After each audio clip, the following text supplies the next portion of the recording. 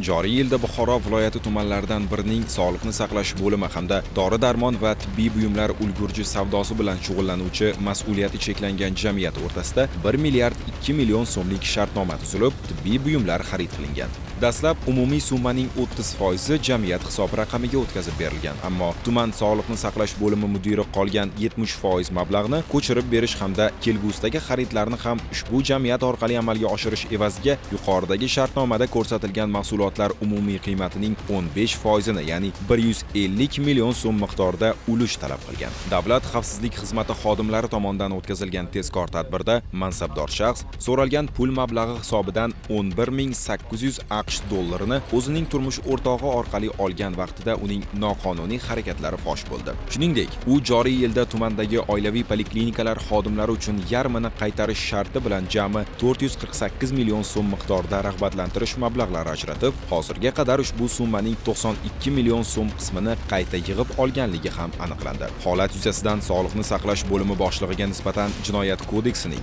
210-moddasi 2-qismi B, V bandlari hamda 167-moddasi 2-qismi G bandi bilan, mas'uliyati cheklangan jamiyat vakiliga esa 211-moddaning 2-qismi B bandi bilan jinoyat ishi qo'zg'atilib, tergov harakatlari olib borilmoqda.